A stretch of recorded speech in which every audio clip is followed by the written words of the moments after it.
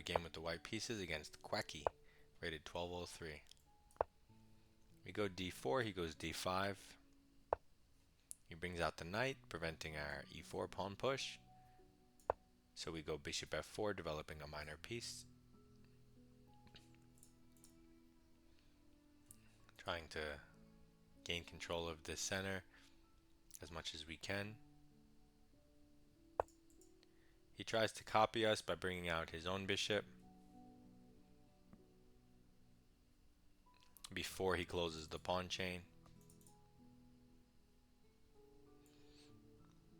I'm going to play f3, which controls the square from all of his minor pieces, or not all of them, these two.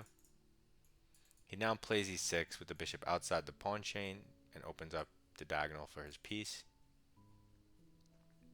We're going to use this f3 pawn as a way to gain space for free. You've seen this in my other videos. We go g4, harassing the bishop. The bishop has to go back. That gives us more free turns. And these free turns gain us space on the king side. So we hunt the bishop for free, and he has to react by creating space.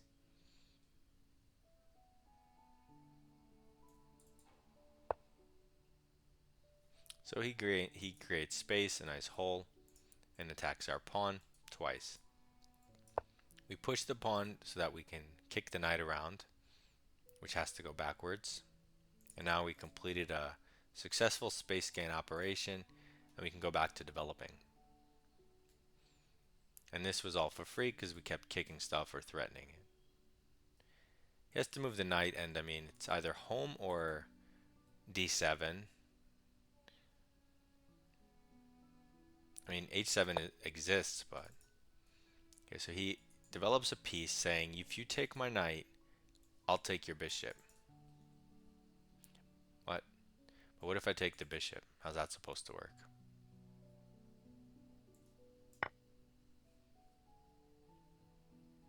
Sorry, Quacky. Your moves are quacky. And we just win a piece, and therefore the game in 9 moves. He recaptures. There was this check, but we're up a piece, so it's not like that check matters.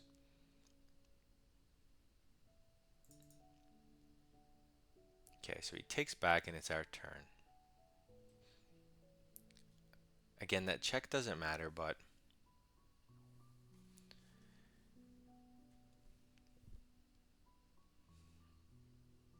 why allow it, I guess.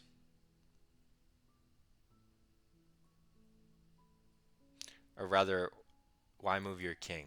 Like, if you lift your queen and try to long castle and he throws in the check, then you have to move your king, you don't get the castle. It's whatever, but let's just go knight h3, so that if he does throw in this check, like, our knight can't develop anyway. This is the only available square right now. And if he does do the check, you could just block it and support the center. So it's a weird move, but we're up a piece, so we can do whatever we want. He develops a knight, which attacks a pawn, which is defended.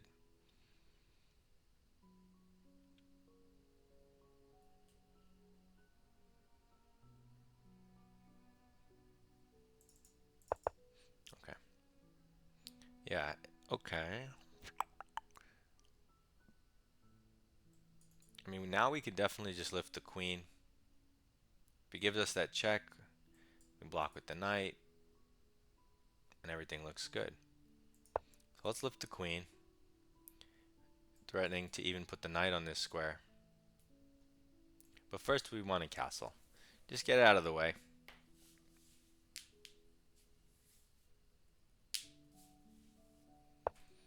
Okay, so he goes to the side saying, hey, I'm going to come in here and hit your queen. We don't really care. We're going to play, normally you would just castle, but because he's trying to hit our queen, we're going to stop it with the move we want to make anyway. You can either stop it with e3 or e4. e3 is the normal Jobava move, but e4...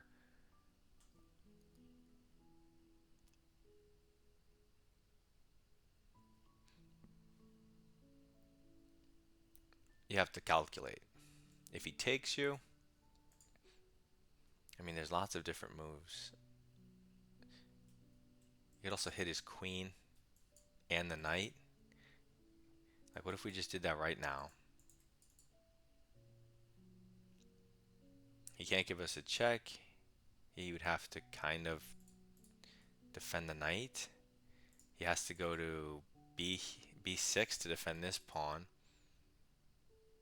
It's a little weird.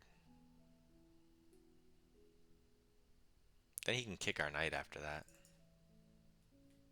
Okay, I'm just going to go for the... We're up a piece. There's no reason to go e4 and risk a line such as e4, pawn takes, long castle pressuring my center, I long castle defending, then he pushes e5, and I'm pinned. Like, I'm up a piece. I could just go e3, and he can't do anything. So he jumps his knight in, but the whole point of e3 was really to open the bishop. That way we take, nice and easy. And once this pawn takes back, that removes control over e4, allowing us to push for free, and he can't take. So that's very good for our center. We have knight here, so the e3 move was, very level-headed, regardless of if the other move worked or not. So he takes. You could play in the center, but why not get your king to safety? You could throw it in this move, but it's still not free. So let's long castle and x-ray the queen. See, so he long castles too, but now a move like this doesn't even matter with all the extra support. So our knight is terrible. We might as well trade it for the bishop.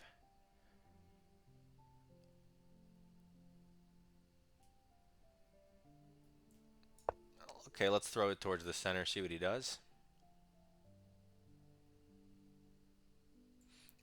I'm always keeping this in our pocket for whenever I feel like making it.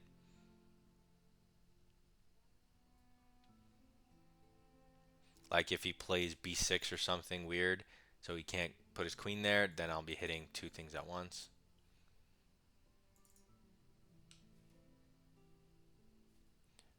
You could also throw the knight in the center, kind of forcing him to trade his bishop off. Okay, so he moves his bishop to try to avoid the trade, but we can kick it with the pawn now. I thought he was going to move it back, and then maybe you throw your knight in, trying to force the issue. But since he put it forward, that walks into pawn, so that's even weirder. It does undefend it, your d4 pawn, but you can always just push. You have so much support, 5 things at that point. Let's kick the bishop around. What? Oh, he took our knight, but the knight's defended. Quacky. Maybe he thought, oh, we're going to take the bishop, he's going to win something, but no, we take your queen, guy. So there's that game. Let's go over it. So we threaten to play e4 and get good control. He stops us. We develop a minor piece towards the center. He tries to copy us.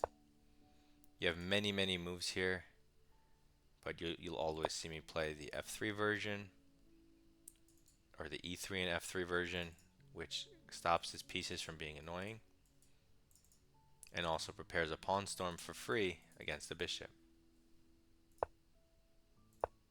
So we gain space for free. A free improving move because it threatens the trap. A free improving move, gaining more space. And then he blunders because he hangs a piece. So we trade because it's free stuff right here. Now it's our turn. It's plus 3.6, completely lost. You could do it whatever you want, but my move is perfectly good. Developing move. Developing not towards the center, but you have no choice. Development with the idea of king safety and coordination. Center and development and prophylaxis, stopping his idea. Take, that was the whole point. King safety and development. improving a piece, improving for free, and then he hangs his queen. So all zeros, 8 average center pawn, 98% accuracy, super easy game, all because in this position he hung a piece. So it makes life a lot easier when they hang pieces. Don't be afraid to use this f3 idea.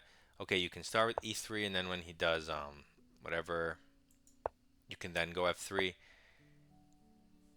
But the idea is to create this pawn storm, gain some space, and then you can bring out your pieces like I did in the game. So hopefully this shows you some ideas with the Jobava London. Try it in your games. Submit your rapid game in my Discord. Goodbye.